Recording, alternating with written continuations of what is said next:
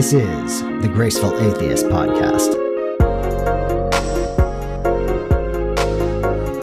Welcome to the Graceful Atheist Podcast. My name is David, and I am trying to be the Graceful Atheist. Every once in a while, you run into somebody who thinks an awful lot like you do. Today's guest, Erik Carlson, is one of those people. Erik wrote me an email that described his deconversion, and I knew I had to have him on the podcast. Erik is a secular humanist and an atheist. He grew up in a conservative Christian home, was a former young earth creationist. His education and work experience in biology and the other sciences began to put into question what he believed. Erik also happens to be a gay man, and discovering his own sexuality and the humanity of others in the LGBTQ community began to make him question what he had been taught about morality. My conversation with Erik is wide-ranging. We talk about science, politics, separation of church and state, and hope for the future, and optimism about the changes that his generation is making. When I say that Erik and I tend to think a lot alike, I want you to listen closely. There's a point at which I'm trying to lead Erik towards a controversial or negative statement. And not only does Erik not follow me along on that path, he quotes back to me one of my own sayings about the importance of relationships. So I greatly admire Erik's humanism, his thirst for truth, and his willingness to be open about both his sexuality and his atheism. And now I give you Erik Carlson.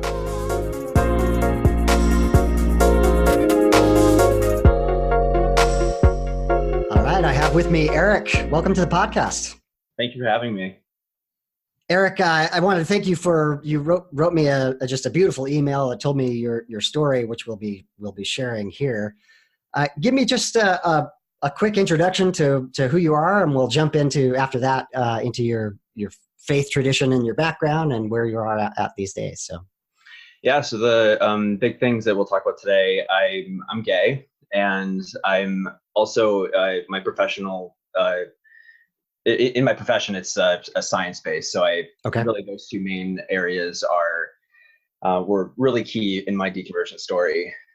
So I'm fully out now and living my best atheist gay life that I can. There you go. Yeah, that's got to be your Twitter tagline, I think. Yeah.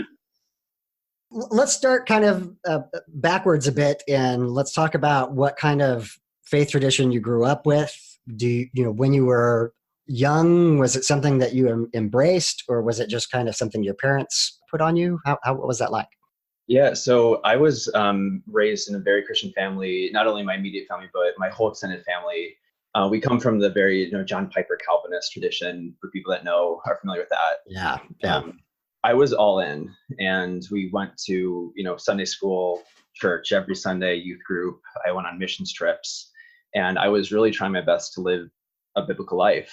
And and I think important to emphasize is I have a fantastic family. So I had a really solid upbringing. My parents were fantastic parents.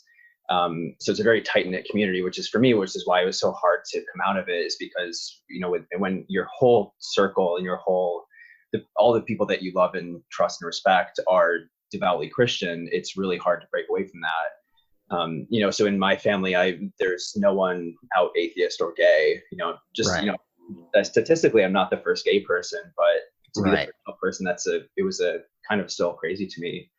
So that's that's my background. I was very, very Christian, really trying to live that out. And it fell apart through my science training. And obviously as I became aware of my sexuality, that was a huge source of dissonance that I had to work through.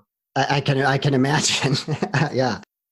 It's interesting that you emphasize that. We've had kind of multiple discussions on the podcast before where one thing that some of the believers in our lives might do is question whether we were ever a real Christian. Yeah. It's important that you emphasize that, you were all in. Yeah, it's funny. I've found myself defending my former faith more now than I did when I was a Christian. It's exactly one of those funny ironies of this whole situation. Yeah. So I want to hit both of the topics that you mentioned. So your sexuality and your science training. Let's begin with When did you start to question your sexuality? Yeah, it was, I mean, it was, when I started going through puberty, that's when, all those things start coming up. And I knew that it was not okay in that our Christian denomination. And so I very quickly learned to kind of hide those feelings and put up those boundaries and put up those walls and just basically like put everything through a filter. So like the way I said things, how I said it, my glances, my mannerisms, everything was put through that filter of, Oh man. shoot, don't let yourself be caught. Cause it really I felt like I was, the only gay person ever, because I didn't know any gay people. And Right. my whole perception of gay people were through this, sort of the hush whispers I heard with the adults talking about, and more explicitly from the pulpit, that it's sort of was held up as this like prime example of how sin manifests itself in this world. And it was just, I had this perception that it was the worst thing that could happen to someone. So I really had to lock that down really tight and put up those barriers from early on. Because I really had the fear that if anyone knew, my life would be destroyed. So that was a very real fear in my life growing up. Yeah. Wow. I can't imagine. Honestly, that must be just incredibly difficult. When you emailed me and just these kinds of stories about being such a young person and knowing that there's something about you that won't be accepted by the community around you, reminded me a lot of I don't know if you're familiar with the Christopher Hitchens quote that we are, if you accept this idea, then you are born sick, you're created sick and commanded to be well. Yeah. And that just feels like such a pertinent way that the church kind of makes people feel. Absolutely. Everyone, but people, of course, going through a sexual identity crisis for sure. Yeah, I completely agree. I definitely, you have this sense with the Christian worldview that evil and bad is always internal and from within. Man is just corrupt to the core, and redemption, righteousness is always this external thing through Jesus Christ. So that's a very common theme, and one that it took a lot of fun working. Right. Over, yeah. And then you also mentioned that as an adult or later on, you started to meet other gay people, LGBTQ people, and they were not monsters. Right. Yeah. How did that affect you then? It was just eye-opening. It was sort of like this, it felt like I was sort of had this tunnel vision up to that point, and I didn't even allow myself to look around. And as soon as I just like kind of opened up my eyes and, like these people aren't degenerate monsters, I was kind of suggested that I was told that they were. It was just like, okay, like maybe this is okay. Yeah. That was one of the first like clicks for me to be like, okay, maybe you should start to accept this for yourself. And so that was really, I had to, first come out to myself and let that be comfortable with that. So yeah, it's just having, I think that's why like it's so important to be vocal and out, is just to give people other reference points. Like it's not, just because you're told something is a certain way doesn't mean it is. And so I think it's important to provide other reference points and to counteract that damaging view. Right. Was there, a particular person where you were just, struck that this isn't matching up with what I was told a person should be like? Yeah, so it's so interesting. So because I kind of like cloistered myself in and kind of, I just worked through most of these things completely internally and in my own mind, because I felt like I didn't have anyone to talk to about it. Like music was actually very important for me in learning to accept myself. So like, it's a little cliche, but like Lady Gaga really resonates with me. And in particular, like the Born This Way album and song, just having this empowering message that I could listen to in private was just, that was really helpful. And just allowing myself to even start to like accept myself, if that makes sense. Like it just gave me this safe space. And so music has always been a big part of how I have worked through my own emotions and my own way of thinking. And so yeah, I was fortunate to be born in a time when there was this incredible cultural shift that happened, particularly in America, and the legalization of gay marriage and all these things. And so I started seeing all these external things happening outside of my Christian bubble that just made sense to me. Like again, like this, being gay was something that it's just like, I mean, our sexuality is like, it's just part of us, and it's just this innate thing. And so to have it be validated outside the Christian bubble was really important in my own coming out. Yeah. Right. So yeah, so that's all I'll say. Like it wasn't until I had already worked through these things and accepted for myself that I was even able to talk about it with friends. So it was actually much later that I came out to my friends and eventually family. Okay. I had to work through things in my own mind, and I did that through like things like music and Right. Oh, that's interesting. That music was such a powerful, yeah, freeing element for you. yeah, for sure, yeah. I'm continually struck by the parallels between kind of coming out atheist or deconverting, really just becoming non-religious. I want to be as open as possible about that, and the LGBTQ community and their coming out. And I think there's so much that, particularly the atheist side, can learn from the LGBTQ community from that. Kind of continuing kind of focus on that aspect. Which was harder? Or did you do them simultaneously? But as you came out, which one happened first, and which one was more difficult?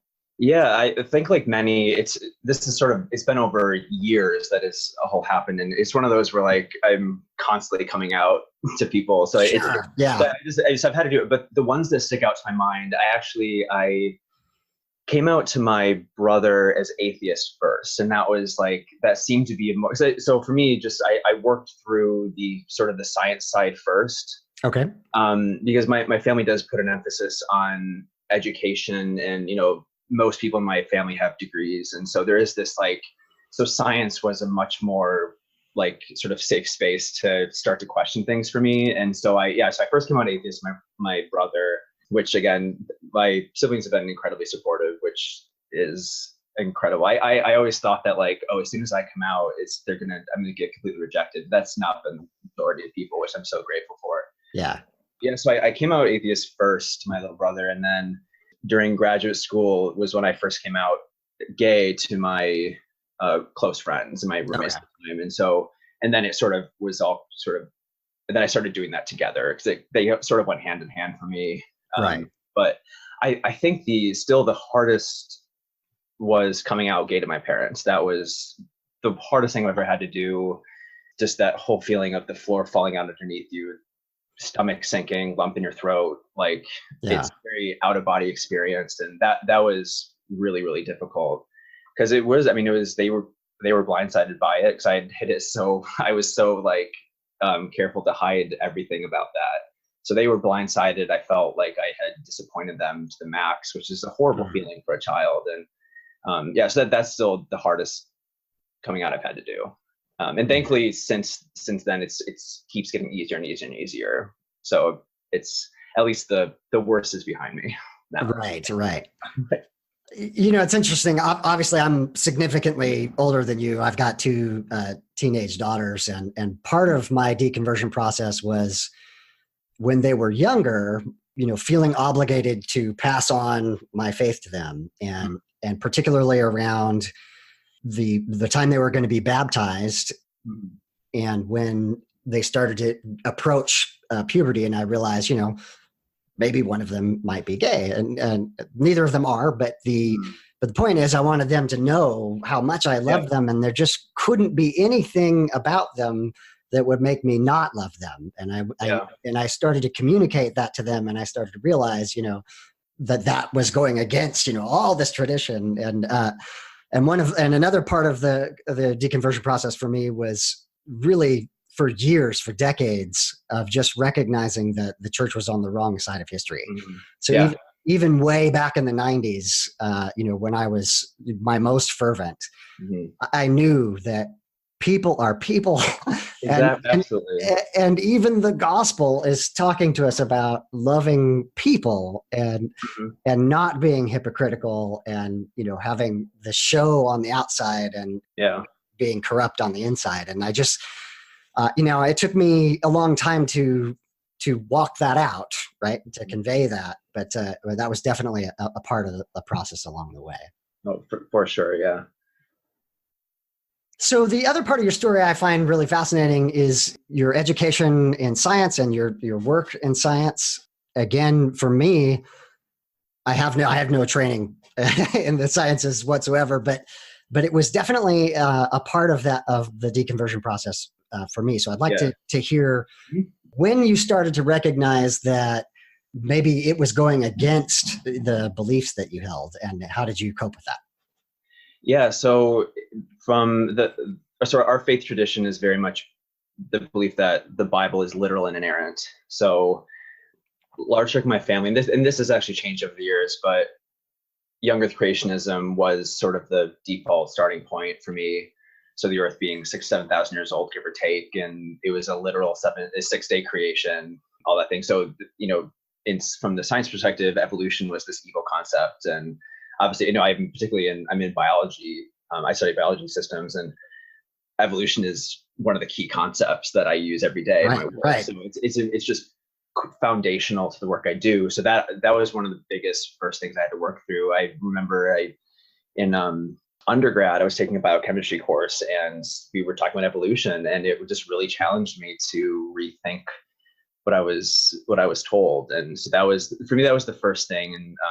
And there's many other points in the Bible, like, for example, like the story of Babel never made sense to me about like how languages evolved. Like, right. It's just there's so many discrepancies, or even like the Great Flood, like Noah, and there's so many things where like it's just not reflected in reality that we can now, use science to observe the natural world, and just was not matching up.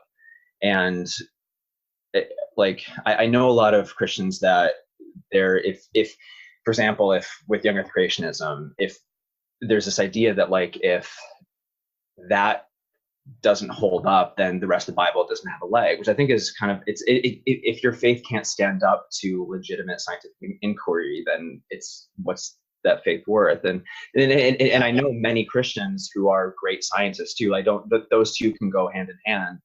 I just think when you're like the Bible is not a science book, and it should not be used as a science book, period. And right. for me, that was like so that's why I was sort of like forced to confront that through my education. I'm very grade motivated, and I like to get an A. So I very quickly thankfully I had that was like a motivation for me to question those things. And again, like I was fortunate that in my family there is a emphasis on education, and so that was actually like those were kind of the first conversations I had with my parents, were about like questioning those kind of things. And they, for example, my dad, for example, with young creationism has since moved away from that. So yeah, that was really the first key thing, is just having to learn about biology, and it just Bible didn't match up. So I had to reconcile those two things. Yeah, that's fascinating. I sometimes wonder if especially the current modern version of young Earth creationism that really is demanding that their followers take everything literally. I wonder if they are doing a disservice even.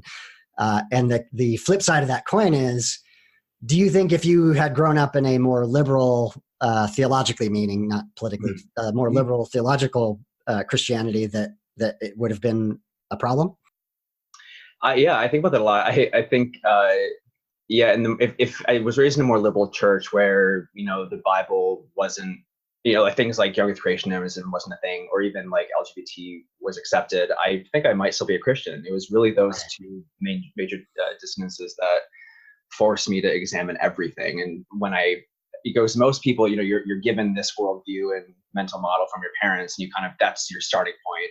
And most people if there's no major dissonances, like it translates well into as you become an adult. Yeah. But with those two things, it just didn't match up. So I had to examine everything. And unfortunately, nothing held up under examination. Right. Like when I was able to like finally be intellectually honest and like examine these things, like why do I believe this? And the reason, my parents told me so, or the Bible says so, just wasn't a good reason anymore. And I found better answers. So definitely, I think I really do think if I had been in a more liberal tradition, I probably wouldn't have been. I definitely wouldn't have been forced to ask the same kind of questions. Right. So, yeah. So I'm really curious then what your opinion is, because on I'm online. I've got lots of friends from huge range of the spectrum, from, your hard rationalist atheists who can be kind of jerks at times to very, very progressive Christians. And I wonder how your interaction is with the progressive Christian side, particularly the very LGBTQ affirming side of things. What's your interaction with them like? Yeah, so most of my family is still Christian. Actually, all that I know, I'm still, to my knowledge, still the only out atheist, for example. Okay. But, so a lot of the people that I love and respect are Christian, and so I do have I love the way that you put it. It's relationships above ideology, and that's how I look at it.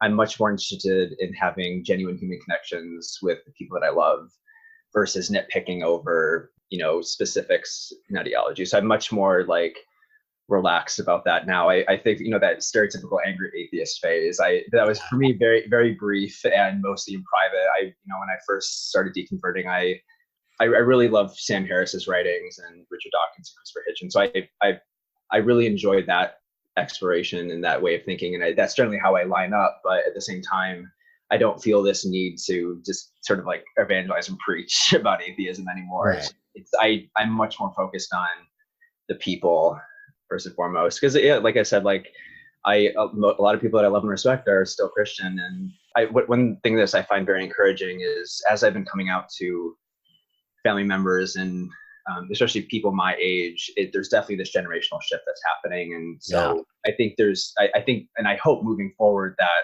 the church just fully embraces LGBT, people, and not only just like acknowledging that they exist and that they're born that way, but that they can be in committed gay relationships. I think that's like really important. So when I was leaving Christianity, I think the line was there was an acceptance that yes, you're born that way, but you cannot act on it, and so there's this sort of like this forced celibacy that happens, which is tragic, because I think finding the person that you want to spend the rest of your life with, having that soul connection, that's so important to like living a full human life, and to deny that to an entire people group, I think is just tragic. And so I am encouraged that that Christianity is sort of catching up with the times. I think it's sort of analogous to how in the past, people used the Bible to justify slavery, and now to a modern Christian, that's abhorrent. You would never do that. And so I think that it's in a similar vein, like in 50 years, whatever, we'll look back and be like, how did we ever not accept LGBT people in the church, right? So I think I think that shift is happening. I hope it continues, and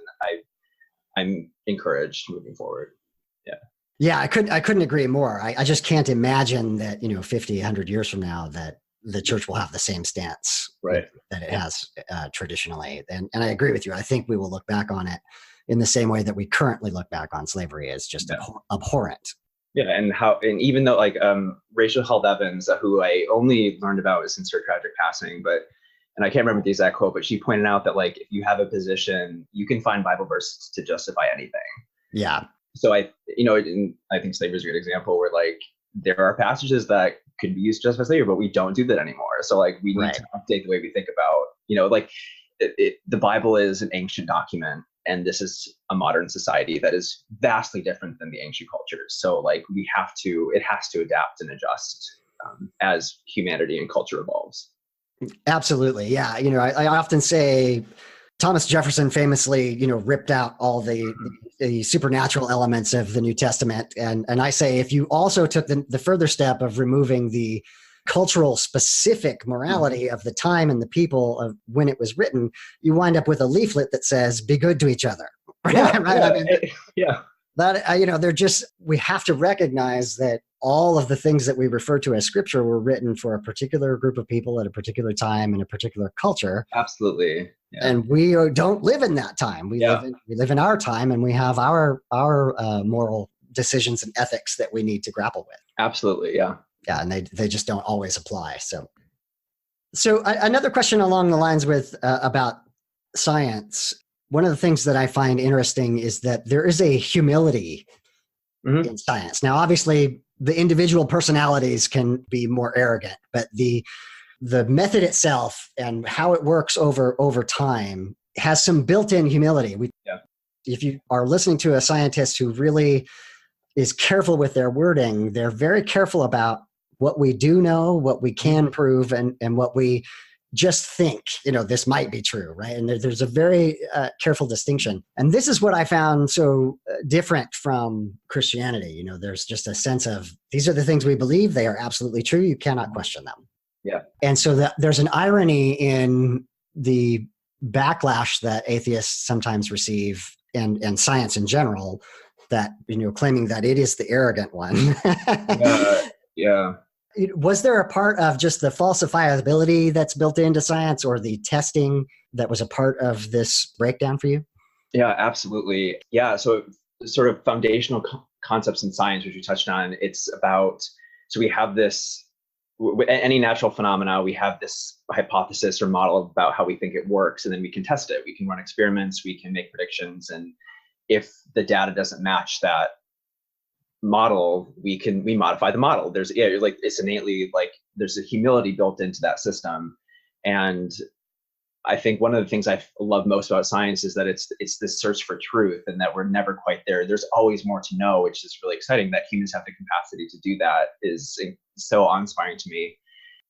Another core part of science is this idea of consensus. So it's this community that is all studying the same thing, and there's sort of this agreement that comes out of that process. So there's so like papers that get published, you have, it's a lot of them don't agree, and so it's just over time it's sort of the winners win out.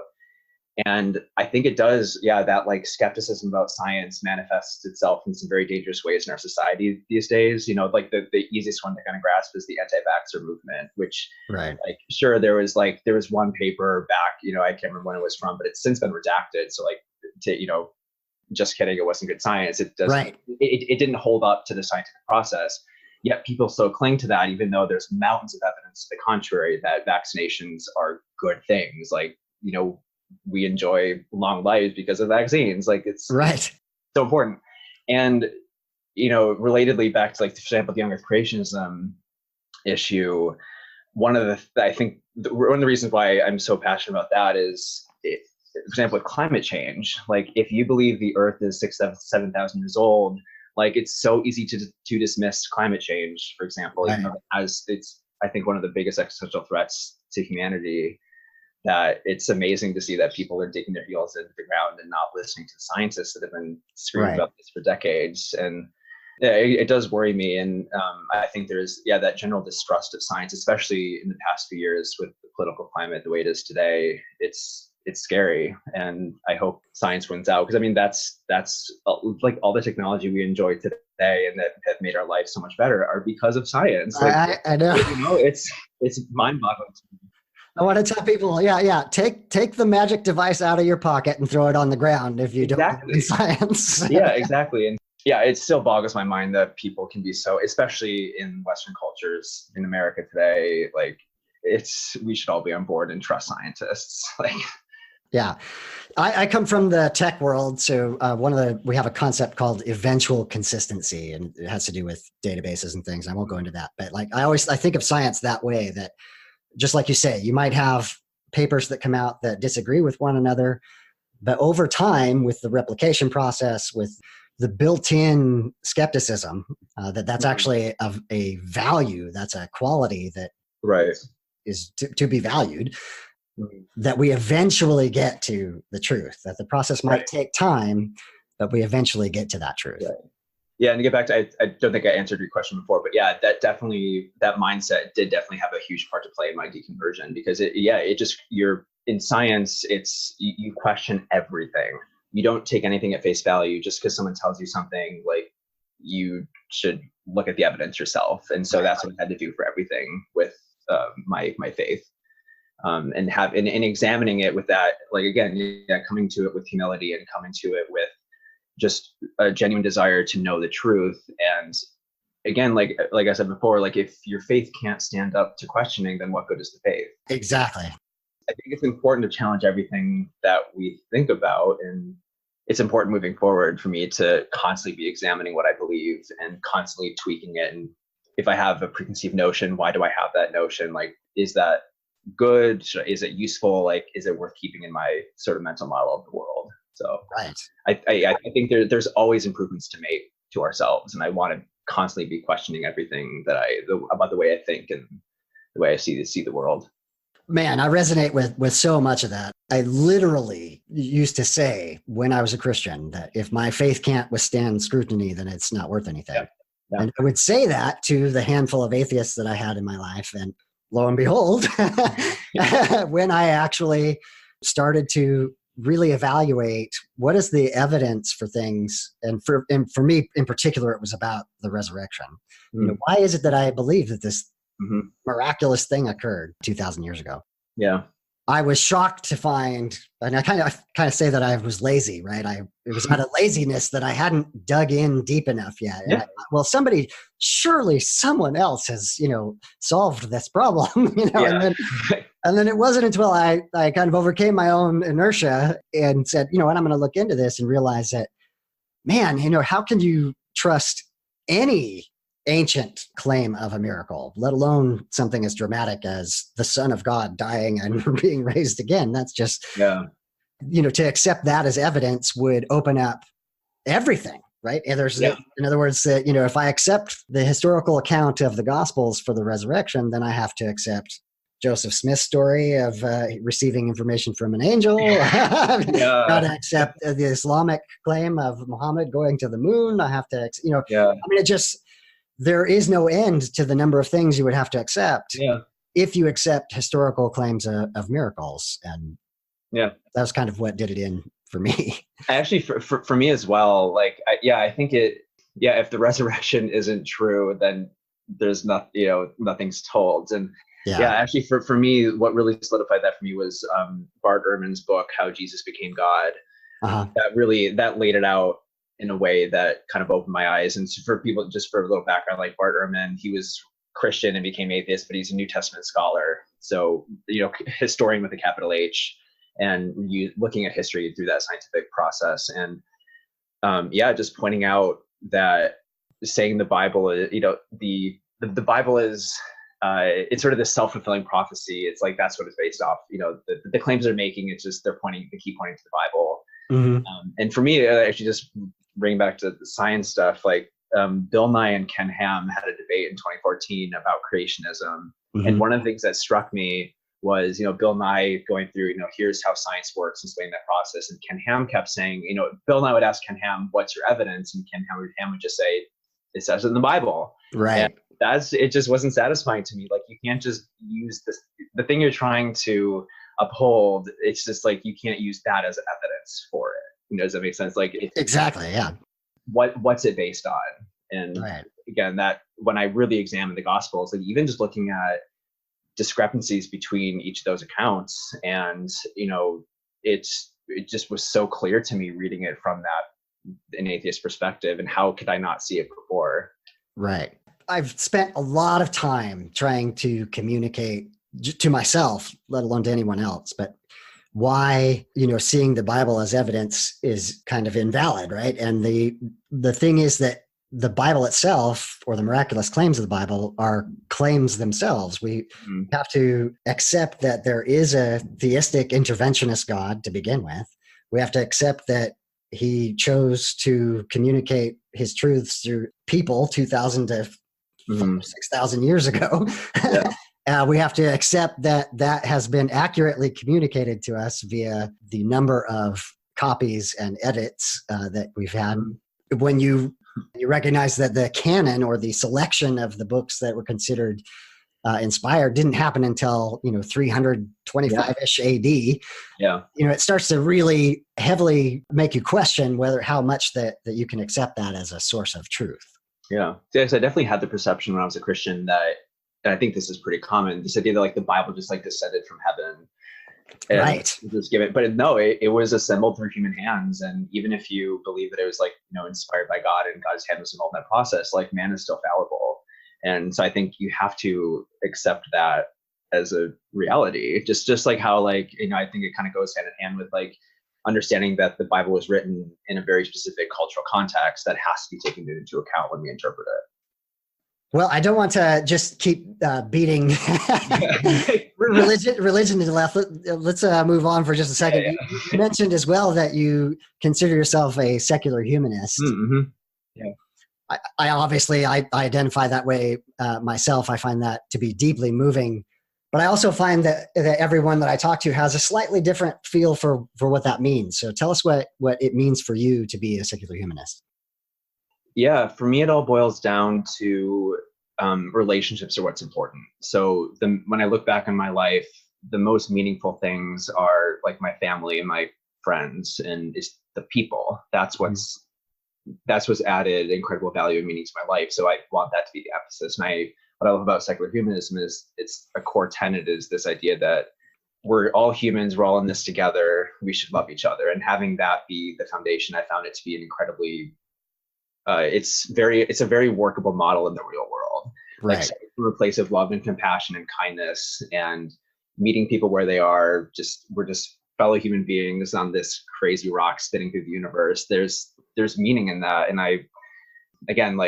just the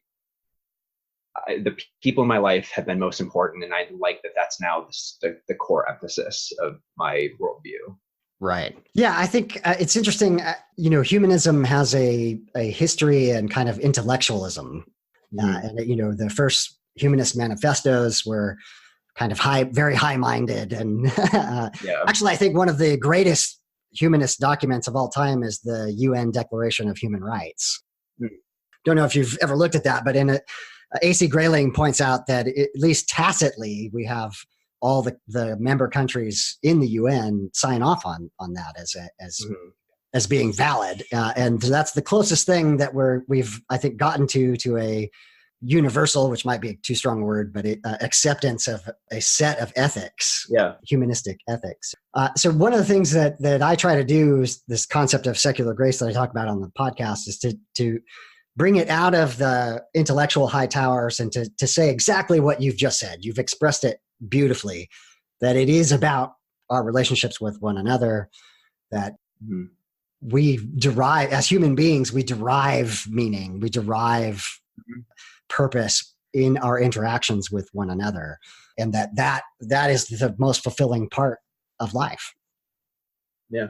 And I found, so one of the last things that I really had to struggle with in my deconversion process was this lingering, clinging worry and doubt that like, oh crap, like what if I'm wrong? Yeah. It's like, and like, oh, like what if hell is real and I'm going there? There's a real fear there.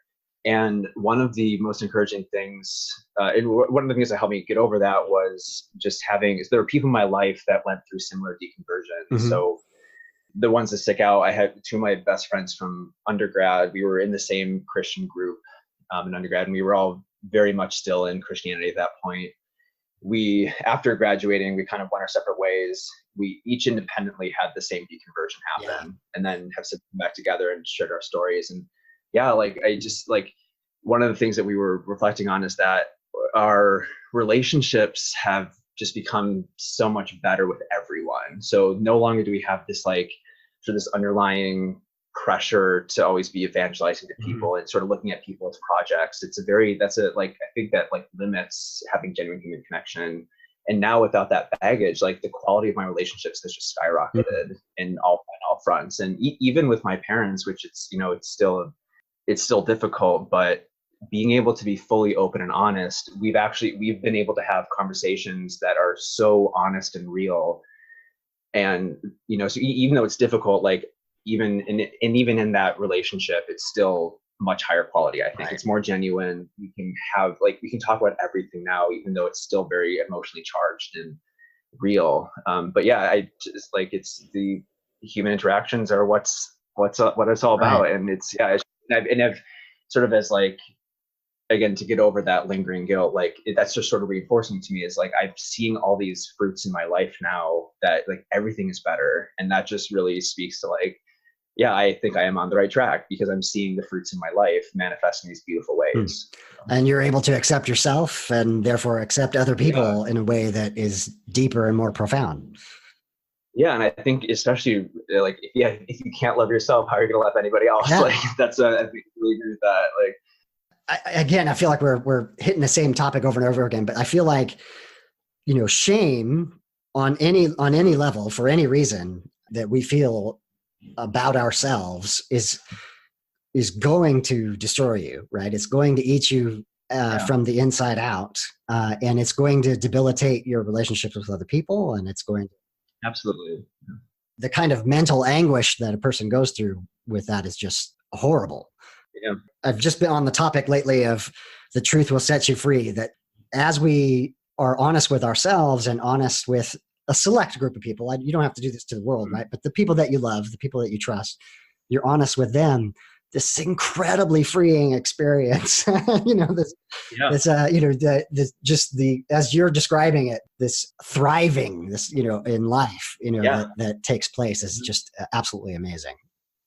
Yeah. And for me, that's the most sound, evidence, quote unquote, that I have, is that I really do feel that thriving. That's a great word for it. Like, everything in my life makes sense. I think when I was a Christian, when a lot of my mental struggles were with having this worldview that was not matching up to what I was observing in real life. And now that there's that, there's no longer that dissonance. I can, everything makes more sense. Like, it's pretty intuitive how to be a good person. I no longer have to memorize these rules that don't make sense to me because they're not matching up to what I'm observing. Having friends that aren't Christian, that was a huge source of dissonance for me. It's like, well, these people are good people, I love them, but my worldview says they're going to hell just because they don't believe in Jesus. And that was those sort of dissonances that are related to people are really one of the core things that made me question things. Well, I really want to commend you because, the other thing that I think I've realized as I've started to do this work, if you want to call it that, but just in this deconversion area, is that I feel like I got lucky, right? I grew up in kind of a nominally Christian family and didn't become more of a conservative Christian until my late teens, which I think enabled me to, on the other side of it, as I went through the deconversion process, I was able to let go of those things. And, my heart just breaks for the people like yourself who grew up with this idea, and that, still this idea of, oh no, if I'm wrong, I might be going to hell. That is even a question in your mind. It just breaks my heart. Yeah, it's a horrible reality to have to be in. And I'm so thankful that I was able to get away from that. It took a long time, and there's still things I'm working through. It's one of my good friends, the one I was telling you about before we went through the similar deconversion. The way she describes it is you have all this barbed wire on your brain, and it's surgical. You have to really, it takes time, and it takes a lot of hard questioning and thinking, and you just have to pick everything out. And it's a long process, and I think it's still it's going to be I'm still finding things even now, oh, that it's interesting the way I think about that. That's from this Christian viewpoint, and I should probably change that. I feel like you're constantly cleaning things up. Yeah. I don't want to put you on the spot, but can you think of an example of that? I think that's because that's a great way to describe it. You come to the realization that, I might feel this way about, let's say, abortion, or some political hot topic. And you think, you know what, that has a lot to do with where I started from. Have I really evaluated that thinking? Yeah, actually, I've definitely, my political views have shifted radically since I've deconverted. Abortion's a topic, immigration. One thing that really, with the immigration thing, there are passages in the Bible that talk about taking care of the sojourner, taking care of the widow, the orphan. And it's amazing to me looking back on it, how in the conservative Christian brand that I was raised in, how that's not an emphasis. And there's this distrust for foreigners, and which has really kind of come to the forefront in the recent years. So that was definitely one thing I was very conservative in my political views, and I changed drastically on that. And again, that was rooted in my Christian upbringing. Right. Yeah, it's kind of amazing to me. There are past, it also, even being good stewards of the earth. We're called to be. The Bible calls us to take care of the earth, and yet so that all those kind of topics lumped in, those were all things I had to change and examine, and were definitely rooted in my Christian worldview that I've now gone to the opposite on. Again, with looking at even with really tough topics like abortion, you have to start from a place of love and compassion and kindness, and take care of the people that are here, like, take care of the Yeah, women, and these kind of, like, there was a huge reworking in the way I thought about those issues. But I would argue it's a much more like we should be taking care of the people that are here in this world now. Like, absolutely.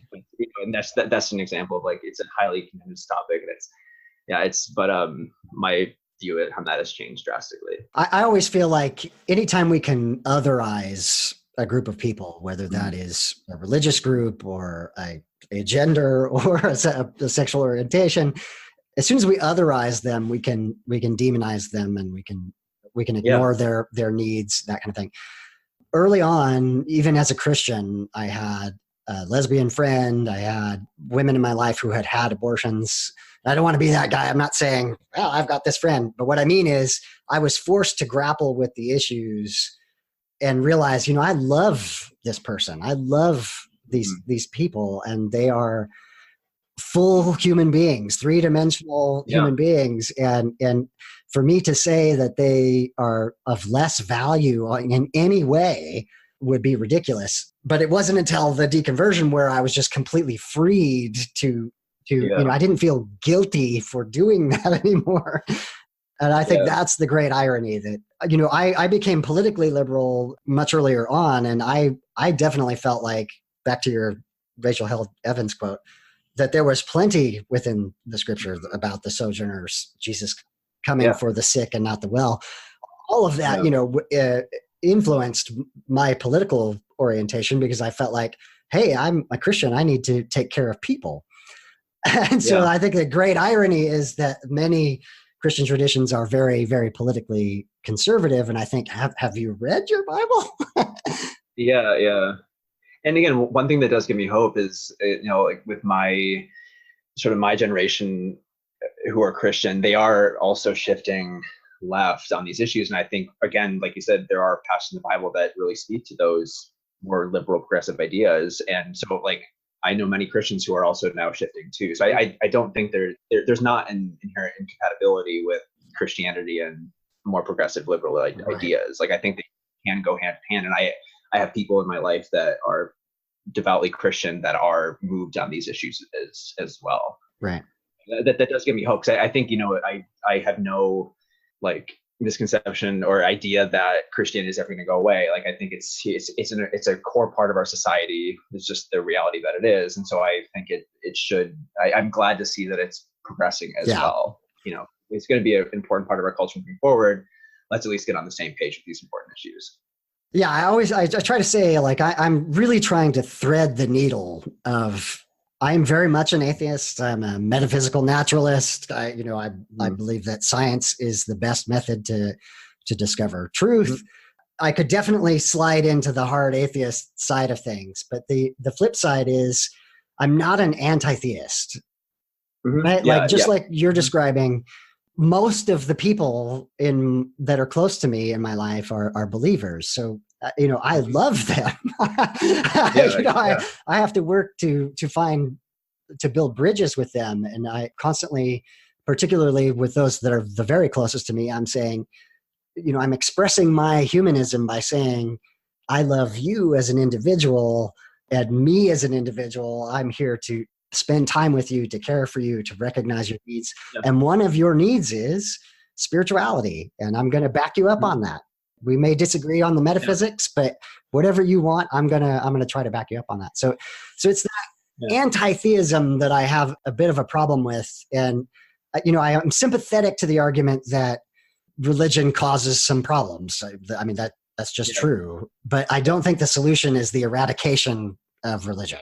Yeah, I completely agree. I do think, like, again, I think a lot of the world's problems today can be traced back to religion. So that should be challenged. And it is encouraging to see people reevaluate what they believe and change. Because I think there's this idea that, like, religion is sort of set in stone. These are the beliefs, they're unchangeable, but they've changed over time and they can change forward. And it is encouraging that, like, people are changing on that front. I completely agree. Like, I think the eradication of religion is, like, not only we're not going to get there, but it's not really, again, it's not from a place of love and compassion. And, like, I know many religious people and I love them dearly. It's nice to see it kind of more line up with what I think or a good progressive moving forward. Yeah, and just to wrap that up, I think the solution is pluralism, is secularism, right? Which is to say there's a marketplace of ideas. Everyone has an equal right to express those ideas, but those ideas are up for criticism. Yeah, and I think that's foundational to like our Constitution in America. Like that's what this nation is built off, and I think that's one of the key strengths of the United States is that there's this protection and acceptance of many different viewpoints. Like you can believe what you want to believe, just you have to be part of this society. So one of the things I find a little frustrating, and I hear a lot from especially from the older people in my family is, well, this is a Christian nation and we believe in God. It's like, no, like we are a secular nation that, yes, there's a very important protections for freedom of religion because people should believe what they want to believe. Right. But like, we are not a Christian nation, because if we were truly a Christian nation, like Islam wouldn't be allowed, like atheism wouldn't be allowed. Like it's so important that we're a secular nation and we uphold that. And especially with like separation of church and state, that's something I'm very passionate about, because like, seeing religion bleed into politics is so frustrating because it marginalizes so many people when you try to force Christianity onto our political structure. Absolutely. And I have said, and I did as a Christian, and I continue to say now, that separation of church and state is good for the state and it's good for the church. Yeah, what we're seeing, particularly online, this backlash against evangelicalism and republicanism, and that marriage from hell is is a whole generation of people who have walked away. It's an unforced error, right? Like the church has caused itself of losing your generation, really, because of that connection between politics and religion. Yeah. Absolutely. The separation of church and state is good for everyone involved, and it's foundational to our Constitution. Yeah. And it's scary to see that kind of being chipped away at. Yeah. I'm hoping, I think there is enough, it's a robust system. I think we can make it through this. Yes. And I trust that we can weather this storm and maybe add some more protections in moving forward. But yeah, I do have faith in this, in the system. It's gotten us this far, and I think we can get through this. I definitely have hope about that. I'm glad to hear that. I'm optimistic as well. I think we're definitely going to go through some growing pains. We are going through those, and that the historical democracy will win out. I have to believe that, I think. Yeah, absolutely. Okay, so one more thing that you mentioned in your email, and I love the way you phrase this, is that you're still asking the same questions as when you were a Christian. Why am I here? What is my purpose? How can I live a good and meaningful life? How are you answering those questions for yourself? What resources are you using to help answer those questions?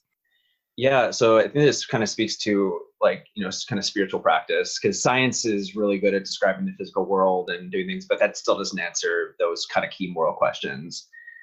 So for me, secular humanism has been a fantastic framework for that, because again, the purpose and meaning I've derived from my life is people-based and relationship-based. So that's really a core part of that. And as far as meaning and purpose, I mean, I love my job. I love my hobbies. I love, there's so many things that make me happy and provide meaning in my life. As far as more nitty gritty, sort of spiritual practice stuff, I found meditation to be incredibly helpful. Okay. And I came into meditation through Sam Harris. I read his book, Waking Up, and he has an app now for meditation called Waking Up as well. And what I love about that is it just provides me a framework to just know myself better and know how my mind works, and being able to I feel like I'm at the point now where I can optimize my personality. And so if there's, I have certain traits that I want to notice and temper and adjust. And so meditation has been really key in kind of fine tuning that for me. Yeah, but it really just all boils down to being happy in the moment and being content in the moment. And because if you're not happy where you are right now, you're not going to have a happy life. And I just, again, going from the foundation and the starting point of love, compassion, and kindness, it's very simple, but I found it works really well in the world. And I am orders of magnitude happier, and my life has so much joy in it, and love and happiness that I never thought I would have. Yeah. So. And I think it's for an emphasis too, like it's still an ongoing process. Like I'm it just like in science, there's always more to know, and there's always things to new ideas to think about and new ways to look at the world. And so I never expect to have a completely finalized worldview. I want to be constantly adjusting, and I want to be constantly questioning, constantly updating. I think that process is so important in being the best human being you can be, is constantly make yourself better. There's always something to work on. There's always something to adjust and improve on. Absolutely. I think that those of us who have gone through deconversion, or in your case, coming out, when you have changed your mind about something that important to you, it naturally produces some humility, and that you begin to look at a wider spectrum of things that you hold to be true, and you recognize I could be wrong. And I think that's super valuable, that as painful as this process can be and is for some people, at the end of it or through the process, you gain some insight that not everyone else has. Yeah. You're able to look at things and say, what is the other side? What does someone else think? Yeah. And I think like empathy, for example, is something we have to practice. And that's really made me a much more empathetic person, is just having gone through this this drastic shift in the way I see the world. It's now a lot easier for me to like see something from someone else's perspective. And that has been also just incredibly valuable. And, actually it ties back to my changes in political views too. Like, listen to a woman tell her story about abortion, and like try not to be touched by that. Like, it's a real human being behind this thing. Like, it's important to put yourself in other people's shoes. And that is like, empathy is not a natural thing. We need to practice it and flex that muscle. And so I found, like, for me, that was having had such a huge shift in the way I think was really made me much more empathetic in the way I view the world. I totally agree. So Erik, if somebody's listening to this story right now, and either they're questioning their sexuality or they're questioning the faith that they've been raised with, what would you say to them? What should they be thinking about? Maybe what should they be reading? Any resources you'd suggest?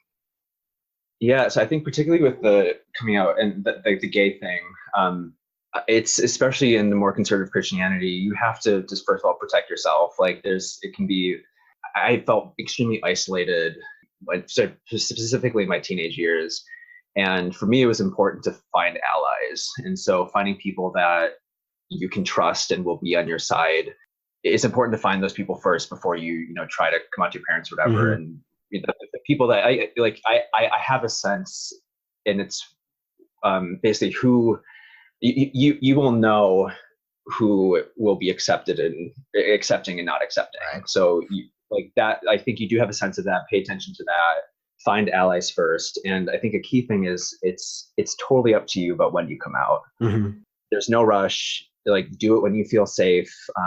It's completely up to you. There's no pressure. So I think that's something important to emphasize, is just take care of yourself, find allies, and do it on the timeline that you want to do. It's totally up to you.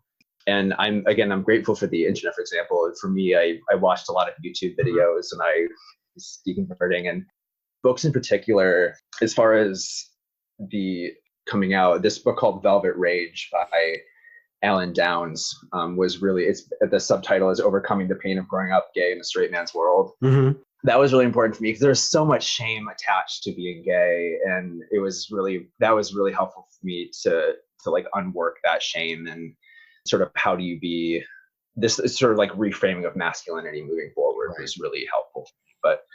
And yeah, I think, for me, as far as the atheist side goes, like Sam Harris, Richard Dawkins, Christopher Hitchens, they were really influential on me in just providing like the rational breakdown of how to think about religion in a new way. And that was an important framework for me moving forward, that I used in deconverting. Well, I think telling your story is just an incredibly powerful thing, and people getting to hear that is going to be a huge impact. Before I let you go, I always want to make sure, is there a question I haven't asked? Is there something that you want to share that I haven't quite teed up for you? Actually, just one thing I would love to touch on. One of the biggest motivators to me to examine what I believe was actually through just like literature. So 2 books in particular. The Brothers Karamazov by Dostoevsky, Yeah. and East of Eden by John Steinbeck.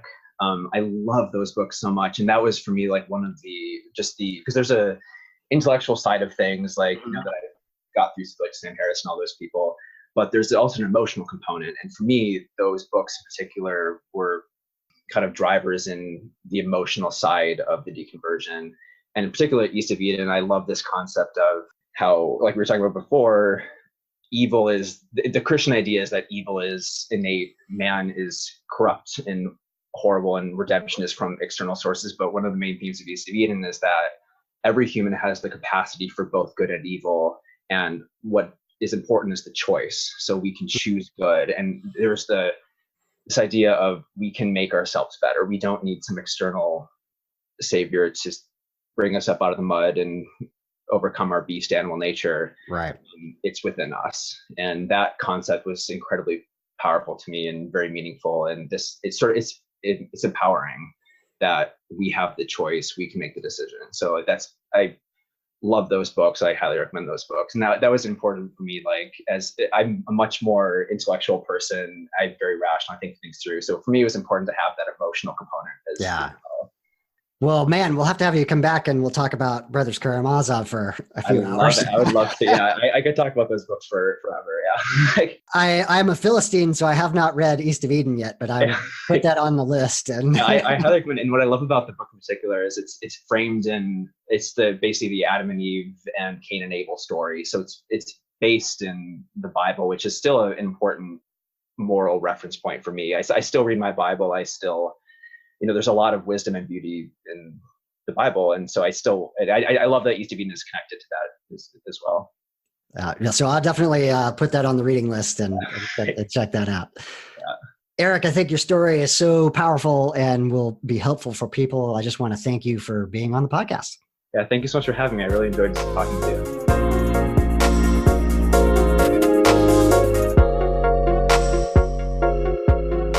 Final thoughts for the episode. I hope you enjoyed Eric's story as much as I did. I think he has a profound story to tell and one that we need to hear. I'm fascinated that he went into the sciences and that was in direct contradiction to his young earth creationism. And it's interesting that coming from a theologically conservative background, that once one faith position is lost, many more are to follow. I especially enjoyed Erik's humanism and his focus on people and relationships. As I joked in the intro, he quoted me about relationships over ideology. It's so important that we continue the relationships with the believers in our lives even after we have determined that our former faith isn't true anymore. The relationships with the people are still true and very, very important. And I think Erik's story exemplifies that. Another point I want to highlight is how Erik talked about the timeline for coming out, either for one's sexuality or for one's atheism, is entirely your own.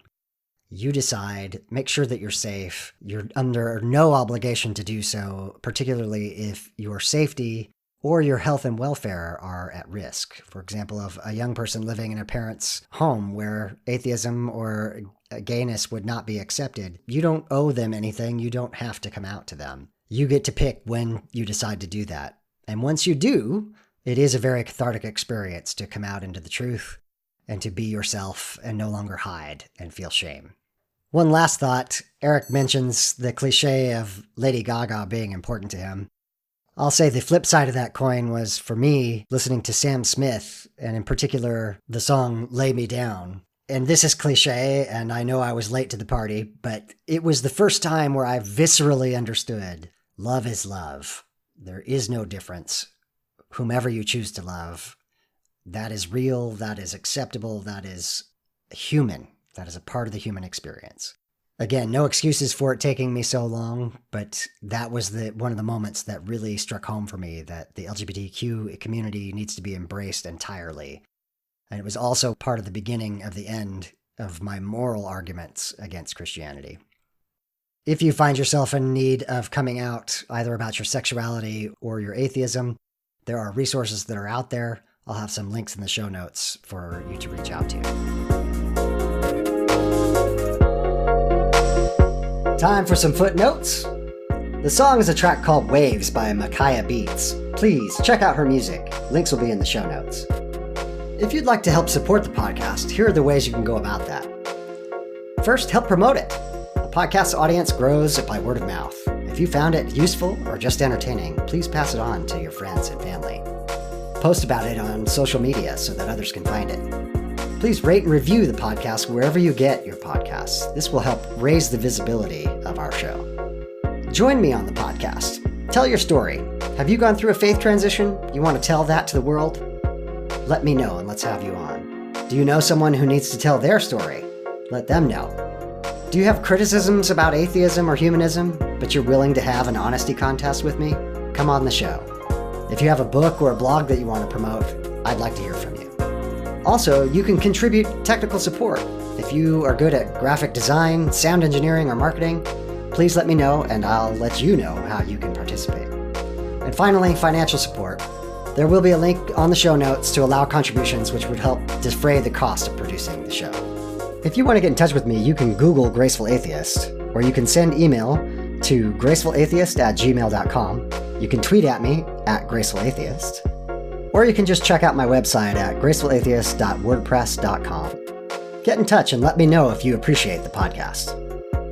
Well, this has been the Graceful Atheist Podcast. My name is David, and I am trying to be the Graceful Atheist. Grab somebody you love and tell them how much they mean to you.